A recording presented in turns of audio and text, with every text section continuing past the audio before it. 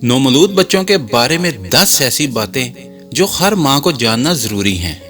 सबसे पहले बात करते हैं, सांस की नाली हसास होती है।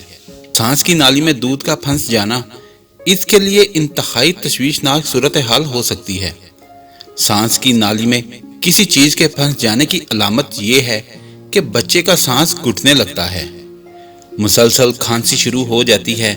बच्चे की सांस में जब खरखराहट पैदा हो जाए तो इस बात के ज्यादा इम्कानात हैं कि सांस की नाली में फंसी चीज फेफड़ों तक पहुंच गई है।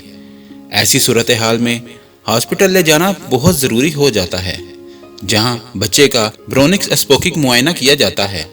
ब्रोनिक्स कोप एक आला होता है जो बच्चे के मुंह के जरिए सांस की नाली में डाला जाता है और फंसी हुई चीज को बाहर निकाला जाता है। इस तरह बच्चा मौत के मुंह में जाने से बच जाता है। नंबर 2, बच्चा गुफ्तगू सुनता है। पैदाइश के वक्त बच्चा देखने के तो काबिल होता है, लेकिन वो तफसीलात साफ नहीं देख सकता। दोनों आंखें किसी एक चीज पर फोकस करने की सलाहियत नहीं होती, लेकिन वो छूने और जायका महसूस करने और सूंघने की सलाहियत तेज रखता है। बच्चा जब पैदा होता है तो सुनने की सलाहियत तेज हो जाती है, इसलिए जब वो माँ और बाप की आवाज सुनता है तो पुरजोश हो जाता है। इसके दिल की धड़कन तेज हो जाती है, लिहाजा माँ को चाहिए वो मौजू लहजे और नरम और साफ जबान में बच्चे से मुखातिब हो ताकि उसकी जबान और तलफ़्फ़ुज़ साफ हो सकें। नंबर 3, गर्दन हसास होती है। नवमौलूद बच्चों में गर्दन सीधी खड़ी करने से पहले की उम्र में उन्हें झंझोड़ना बहुत खतरनाक हो सकता है। बच्चे की गर्दन की हड्डियां बहुत कमजोर होती हैं और उनकी गर्दन के पट्टे हड्डियों को पूरी तरह सहारा फराहम नहीं करते। शेरख्वार बच्चे को जोर जोर से झंझोड़ने, उछालने या बहुत सख्ती से घुमाने से सर आगे या पीछे की तरफ हिलता है, जिसकी वजह से दिमाग को नुकसान पहुंचता है और दिमाग तक खून ले जाने वाली शरियानें फट सकती हैं। नंबर 4, बच्चा फौरी रद्द-ए-अमल का इजहार नहीं करता। हमल के दौरान अक्सर माएँ अपने बच्चे की सेहत और जच्चगी के हवाले से खासी परेशान रहती हैं और बच्चे की पैदाइश के बाद हार्मोन्स में तब्दीली के बायस अक्सर माएँ ज़हनी तनाव, फिक्र और डिप्रेशन का शिकार हो जाती हैं और बच्चे की ज़रा सी हरकत पर गौर करती रहती हैं। पहली दफ़ा माँ बनने वाली खवातीन ये जान ले कि बच्चे की पैदाइश के 2 हफ्ते तक किसी किस्म के रद्द-ए-अमल का इजहार नहीं कर सकता। अगर बच्चा अपनी माँ की खुशबू पहचान रहा है और नरम हाथों में खुद को महफूज तस्वर कर रहा है तो इसका मतलब है कि बच्चा नॉर्मल है। लिहाजा बच्चे को हंसाने की कोशिश में जल्दबाजी ना करें और ना ही परेशान हों। 4 हफ्ते तक बच्चा 2 फीट तक ही देख पाता है और वो भी काले और सफ़ेद रंग की पहचान कर पाता है। लिहाजा बच्चों को रंग बिरंगे खिलौने दिखाकर बच्चे का रद्द-ए-अमल ना मिलने पर परेशान नहीं होना चाहिए। नंबर 5, बच्चे को रोज नहलाने से गुरेज करें।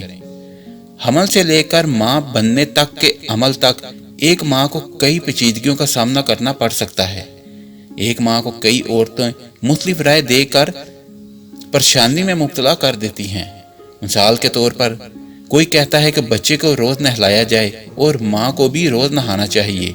कोई कहता है कि धूप में लटाने से बच्चा काला हो जाता है। इस तरह के मुतजाद राय माँ को कश्मकश में मुब्तला कर देती हैं, लेकिन एक माँ को अपने बच्चे की कैफियत देखकर ही किसी मशवरे पर अमल करना चाहिए। कुछ बच्चों की नाफ जल्द ही और आसानी से झड़ जाती है, जबकि कुछ बच्चों को इतनी तकलीफ होती है कि उन्हें बुखार चढ़ जाता है। डॉक्टर्स का कहना है कि नमी जख्म पैदा कर सकती है, इसलिए नाफ जड़ने तक रोज रोज बच्चे को नहलाने से गुरेज करें।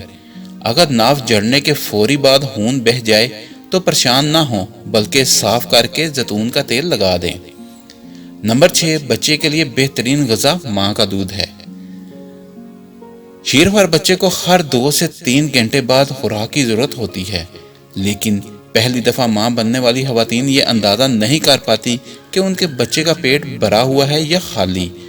तो इस मामले में बच्चे का वजन बढ़ना इस बात का पता देगा कि बच्चा सही मिकदार में दूध ले रहा है या नहीं। बच्चे की पैदाइश के 1 हफ्ते बाद तक बच्चे का वजन 5 से 7% कम होता है और अगले हफ्ते से दोबारा बढ़ना शुरू हो जाता है। बच्चा दिन में 5 से 7 दफा पेशाब कर सकता है और 3 से 4 दफा दस्त कर सकता है। दस्त में सिर्फ पानी हो तो फौरी तौर पर डॉक्टर से रुजू करना चाहिए। माँ को मुबाशरत के बाद और नहाने के बाद दूध नहीं पिलाना चाहिए। इस तरह जब बच्चे को गुस्सा आए तो इस वक्त भी बच्चे को दूध ना पिलाए। नंबर 7, बच्चे की हसासियत का ख्याल रखें।